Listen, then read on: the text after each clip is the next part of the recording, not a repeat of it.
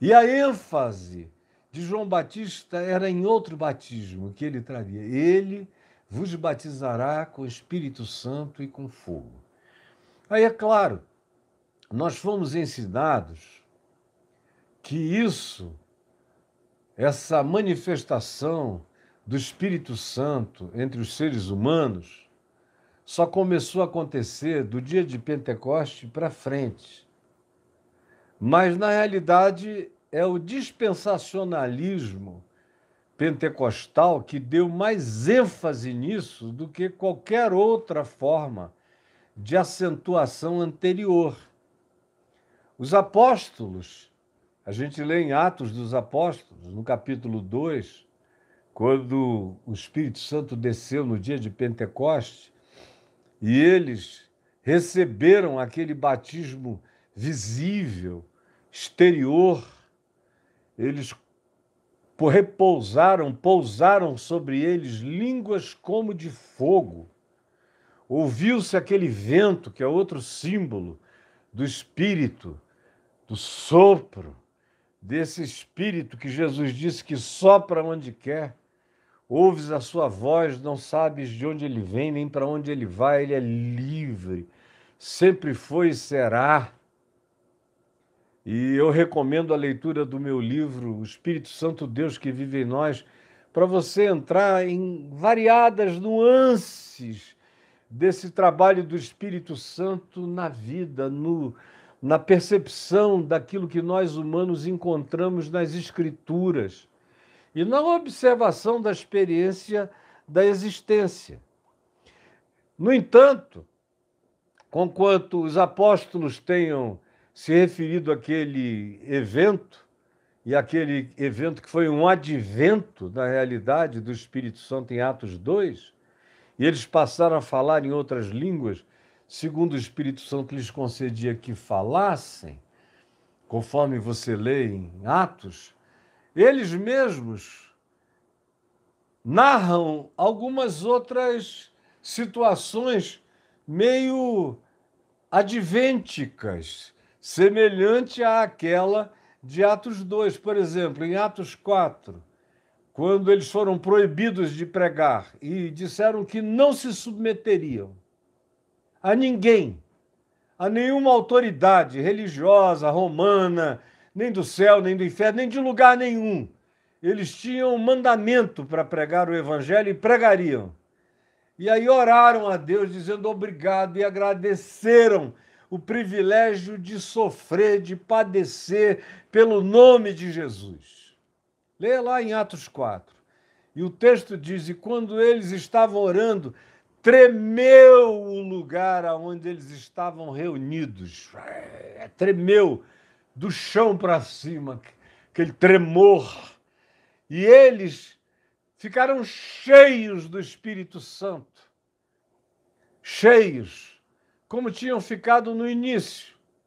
Aí você viaja um pouco mais e chega, por exemplo, nos episódios de Atos 8, em Samaria, que chega a ser chamado por alguns de o Pentecoste samaritano, quando o Espírito Santo se derramou de maneira explícita, com profecias, com sinais visíveis sobre os samaritanos, que eram objeto do preconceito absoluto dos religiosos judeus. Aí você vai um pouco mais em Atos, chega no capítulo 10, lá na casa de Cornélio, na Cesareia Marítima, aquele centurião romano. E o que é que acontece lá? A mesma coisa. Enquanto Pedro pregava, o Espírito Santo veio e interrompeu a pregação de Pedro. E Cornélio e todos os que estavam na casa dele começaram a ficar possuídos de uma alegria. O Espírito, o texto de Atos 10 diz, caiu. É a expressão caiu, como um teto que desaba, que caiu. Bah! Foi muito forte. Lá em Jerusalém, Atos 2, foi o vento e o fogo. Atos 4, um terremoto. Atos 8, em Samaria, foram línguas e profecias. E eles ficaram tomados de alegria. E aqui na casa de Cornélio é um teto espiritual que desaba. Caiu sobre eles o Espírito Santo, enquanto Pedro falava. E eles começaram a falar em outras línguas e a profetizar. E Pedro olhou para os presbíteros que tinham vindo com ele lá de Jope, da igreja que se reunia naquela área ali do Mediterrâneo, e que é uma caminhada bem razoável para quem vai a pé pela praia, pela costa de Jope até Cesareia Marítima, e fora o caminho que Pedro fizera com os presbíteros. Ele olhou para os presbíteros e para os anciãos daquela comunidade, provavelmente onde Dorcas também servia, que foi aquela mulher que Pedro veio a ressuscitar e a devolver à comunidade viva. Pedro olhou para eles e falou: e agora? Os caras aqui, os romanos, o centurião, que serve aqui nesse lugar pagão, a essa corte miserável de romanos torpes, com alguns dos lugares de bacanal mais extravagantes do império. Herodes fez aquele lugar em homenagem a César, por isso é Cesareia Marítima, e ali ficavam as autoridades romanas, os governadores, os procônsules, os Herodes quando passavam, todas as grandes autoridades do mundo inteiro ficavam naquele lugar que é maravilhoso. Até o dia de hoje, é o lugar onde estão provavelmente as maiores e mais bem situadas e mais caras mansões do Estado de Israel. Estão lá até hoje, porque o lugar é maravilhoso. É um lugar para quem tem posses. E embaixo daquela estrutura toda rolava uma situação indescritível de promiscuidade, também celas e prisões, onde Paulo ficou preso 2 anos. E era também por onde entravam todas as pessoas que serviam os bacanais, as mulheres que se ofereciam e que eram servas daquelas prostituições de realeza. É ali naquele lugar, e o cara era uma das figuras mais importantes, talvez fosse o oficial mais importante da localização, e era temente a Deus, e teve uma visão no meio daquela confusão de que ele deveria chamar a um homem chamado Pedro, que lhe falaria todas as palavras dessa vida. E aí o Espírito Santo falou com Pedro lá em Jope, à distância. Preparou Pedro para não ter nojo de gentios. Foi quando Pedro teve aquela visão do lençol que descia do céu, com todos os animais proibidos pela lei de Moisés. Animais que Moisés tinha dito na sua lei que os israelitas não deveriam comer, que o povo de Israel não deveria comer. Passou a fazer parte de uma dieta de repúdio. Isso aqui é coisa de pagão, comer isso não.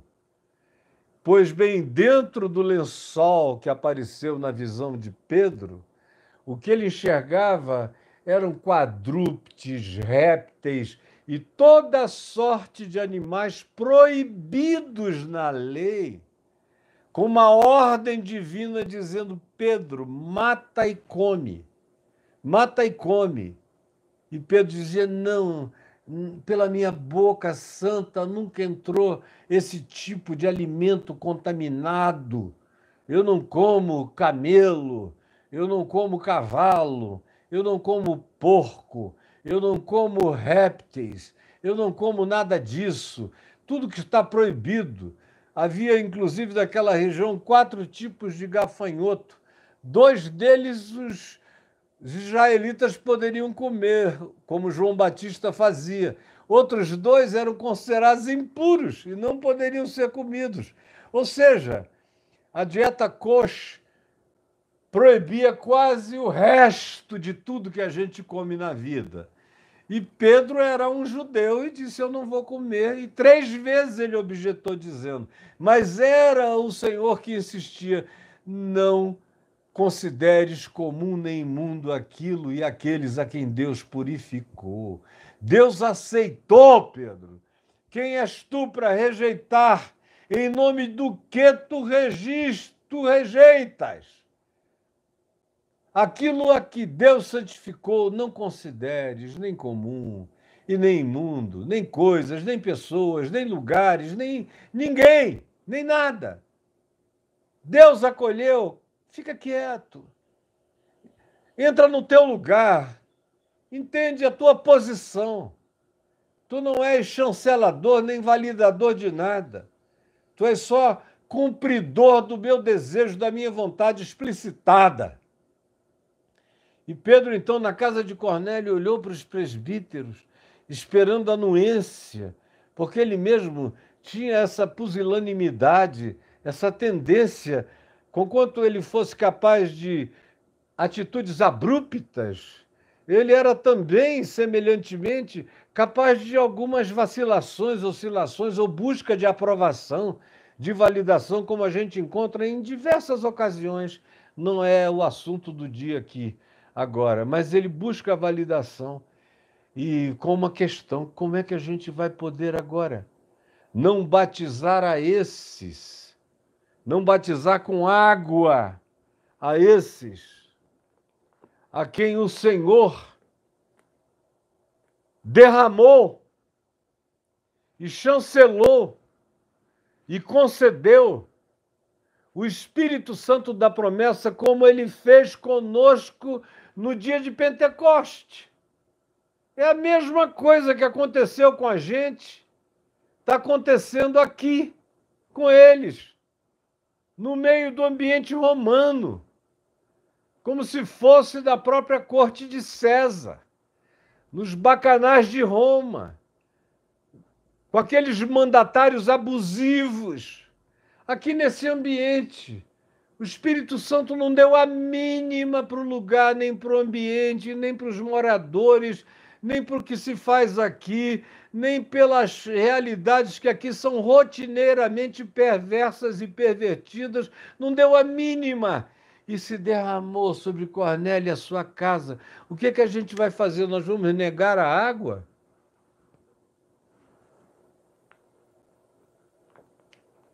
Do batismo? Àqueles a quem o Espírito Santo não se negou?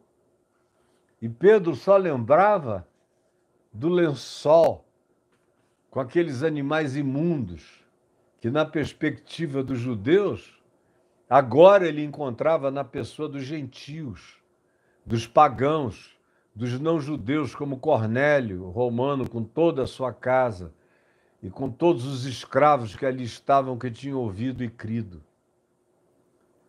E você vê essas ocorrências. Todavia, como eu disse, o dispensacionalismo pentecostal, de onde eles tiraram o próprio nome, porque nunca antes, nesses 2000 anos praticamente de história, nenhum grupo tinha vestido essa vestimenta do pentecostalismo. Nunca.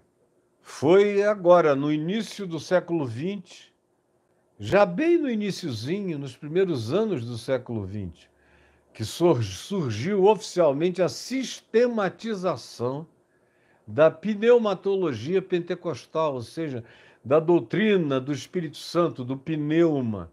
Pneumatologia é essa suposta teologia do Espírito Santo, e que ganhou as configurações pentecostais. E o pentecostalismo em si trabalha com categorias dispensacionalistas. Preste atenção.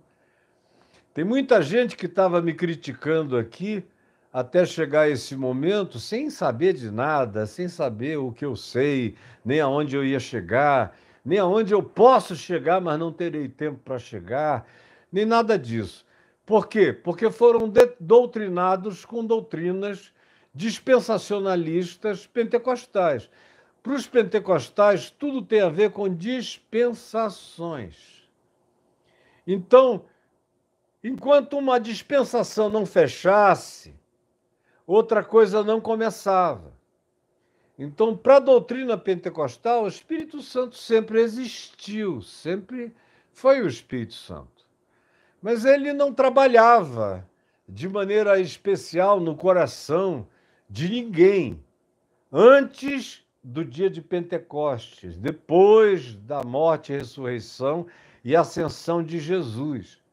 As alusões ao Espírito Santo no Velho Testamento, ao Espírito de Deus, a maioria delas são quase todas de veio sobre ele o Espírito, então o Espírito de Deus o tomou, então possuído pelo Espírito correu, e correu muitos dias até chegar numa gruta, como foi o caso de Elias, ou Sansão, tomado pelo Espírito, destruiu os filisteus, ou enfim, você começa a ver as internalizações das narrativas do Espírito Santo, já em Davi, que era uma pessoa muito mais profunda, já fazia parte de uma geração menos tosca, menos sansônica, menos Jefité no seu modo de ser, menos primitiva, conquanto ele próprio fosse um homem da sua própria geração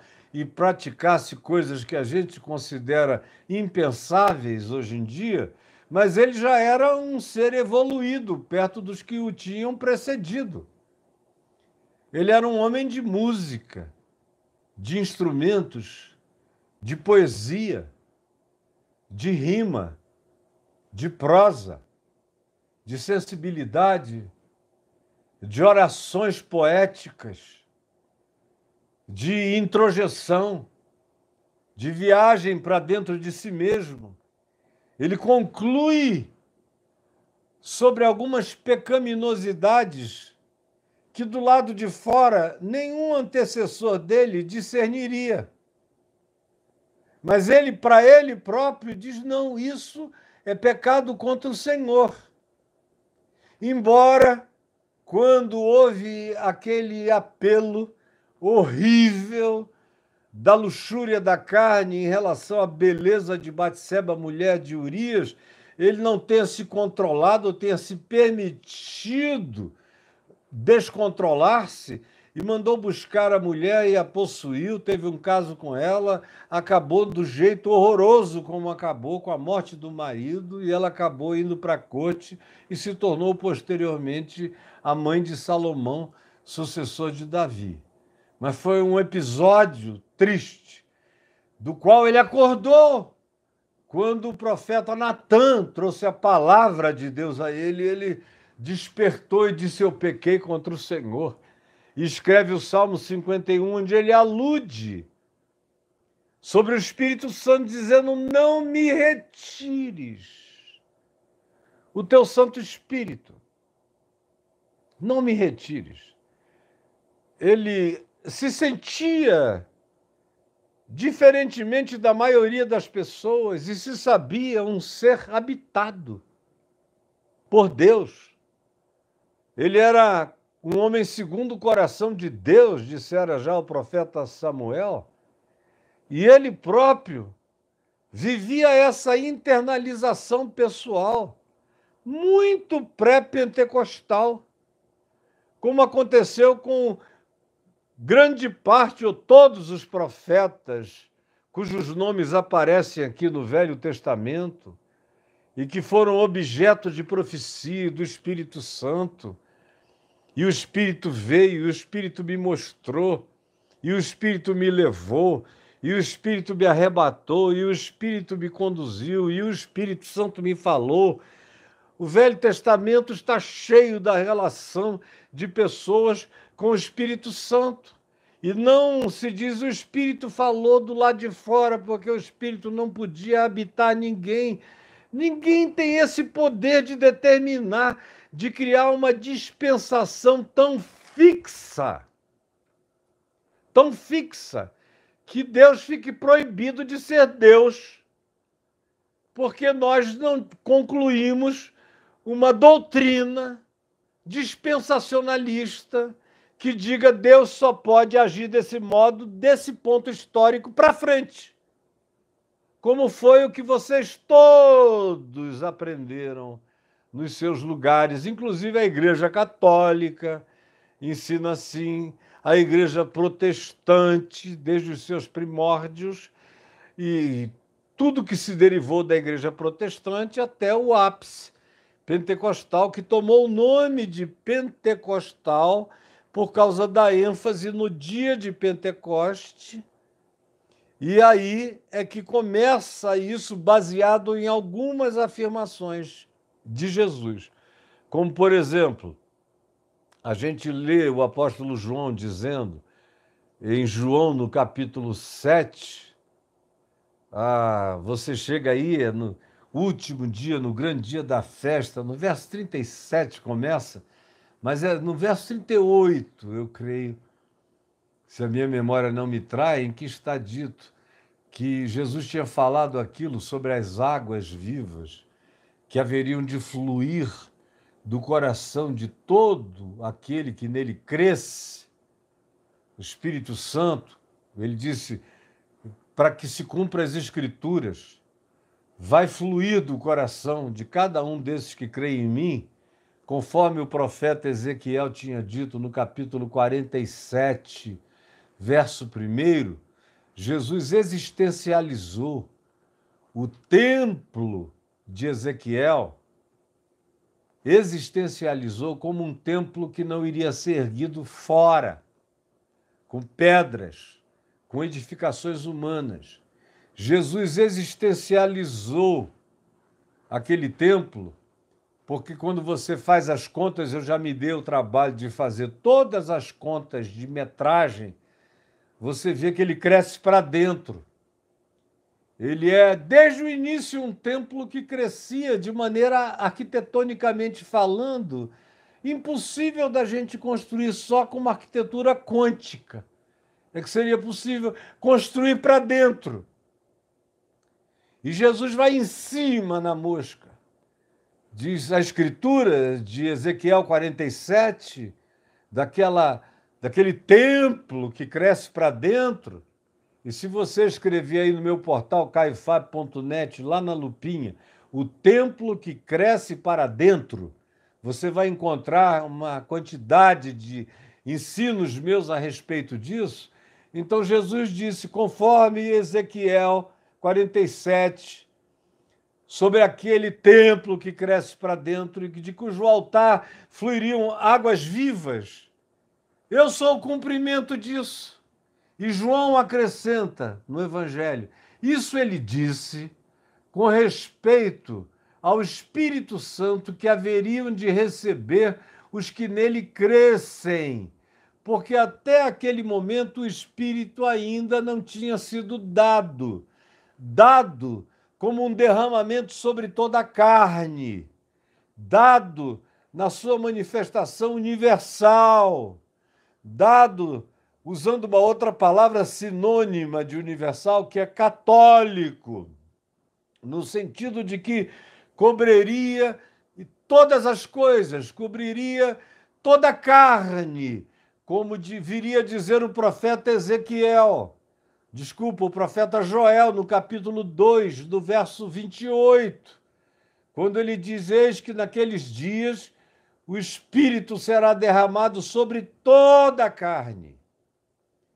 Os jovens terão visões, os velhos sonharão, os servos e as servas profetizarão. Vai ser um derrame do Espírito Santo que não leva em consideração sexo, nem etnia, nem condição social, nem religiosa, até sobre os meus servos e sobre as minhas servas, conclui Deus falando através do profeta Joel, até sobre os crentes. Eu derramarei do meu espírito naquele dia. Era algo que falava mesmo de um derramamento do espírito sobre toda a carne indiscriminadamente. preparando o mundo inteiro para aquilo que João Batista podia fazer só localmente, exteriormente e temporariamente.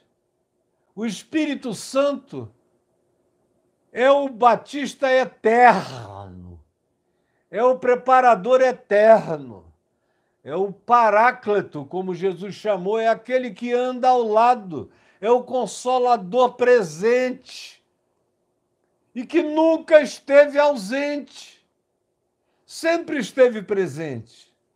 No passado, na vida dos que tinham mais percepção, a gente vê essa manifestação introjetada do Espírito, como eu já citei aqui, Davi, textos de Isaías e de outros profetas, e a própria relação dos profetas com o Espírito de Deus, que era uma relação de absoluta entrega e fundição da mente a Deus. Mas haveria um tempo, que seria depois do que João conseguia divisar, João Batista, e chegaria o tempo em que se universalizaria de um modo incomparável.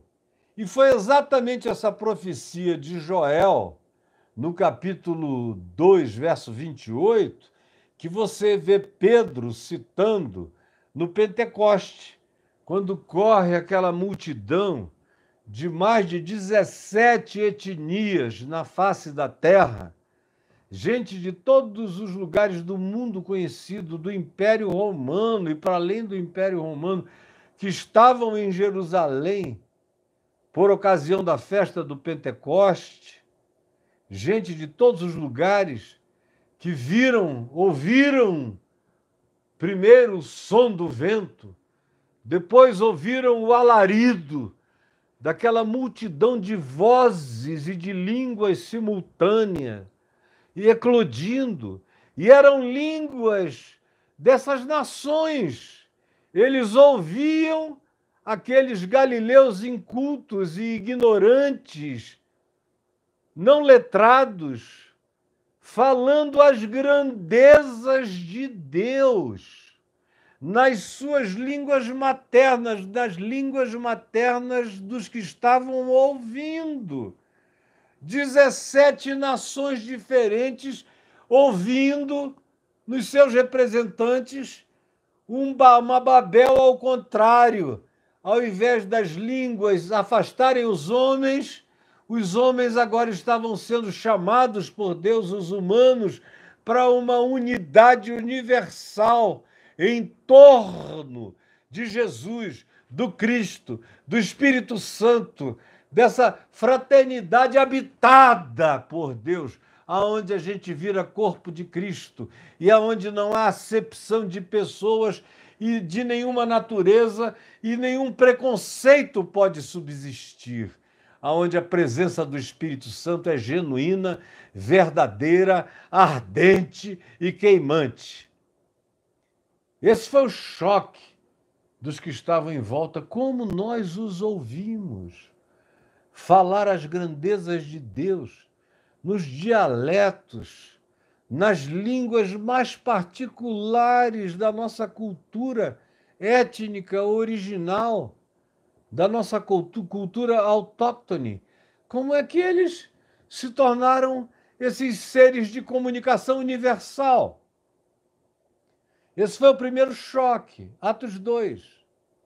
Mas você vê posteriormente a Atos, os textos que eu já falei, mas voltando aqui para o Evangelho de João, no capítulo 7, no verso 38, 39, quando diz até aquele ponto o Espírito não tinha sido dado porque Jesus ainda não tinha sido glorificado, assunto aos céus, não tinha ressuscitado e sido colocado acima de todo principado, potestade e poder, ou de qualquer nome, ou civilização, ou existência a qual se possa fazer referência, e o que veio acontecer sobre toda a carne, cumprindo Joel 2,28, no dia de Pentecostes, Então, aquele dia é um dia historicamente marcante, como eu disse ontem.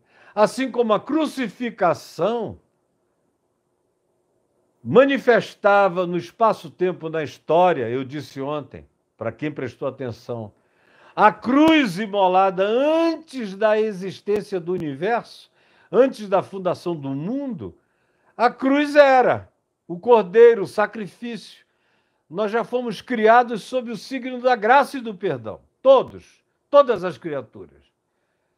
Então, antes de haver crucificação, os apóstolos dizem que houve cruz antes da fundação do mundo. Assim também, antes de haver o Pentecoste de Atos 2, o Espírito Santo foi derramado sobre aqueles a quem Deus quis, quando quis, onde quis, porque o Espírito sopra onde quer e Deus foi, é e sempre será livre. E nenhuma doutrina humana vai determinar até onde Deus pode ir e aonde Deus para de ir. Agora, isso é um choque para os pentecostais, essa liberdade de Deus. João mesmo, no evangelho dele, eu estou falando agora de João o evangelista, no evangelho dele, não só diz isso no capítulo 7, mas a gente lê no capítulo 14, por exemplo, é um texto em que Jesus diz: pois eu não vos deixarei órfãos, eu voltarei para vós outros. E aí ele falou, e o Pai enviará o Espírito Santo, que vem da minha parte, e que vos ensinará o meu ensino, e que vai lembrar a vocês todas as coisas que eu tenho ensinado, e vai avivar e renovar e expandir e dilatar, de acordo com a compreensão que vocês venham a desenvolver, com o espaçamento, com o alargamento de vocês. Isso não vai parar de crescer jamais.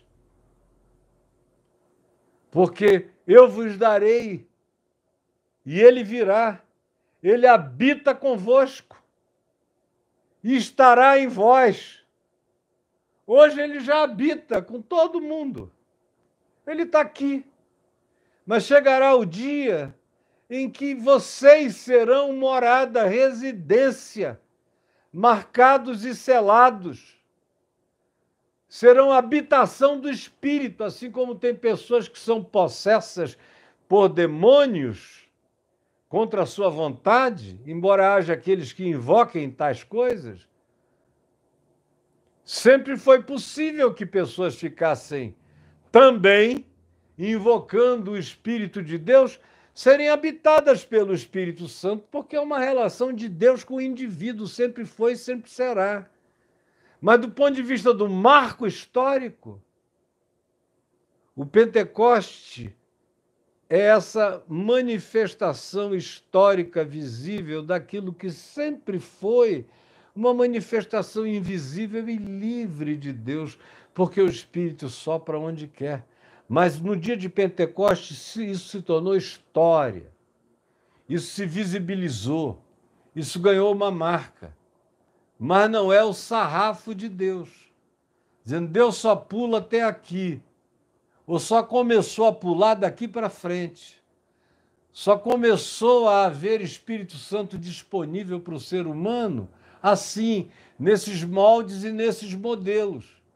Pois foi esse tipo de modelamento, de engessamento, de formatação, de configuração, de delineamento que estabeleceram na doutrina pentecostalista do Espírito Santo, com algumas pioras,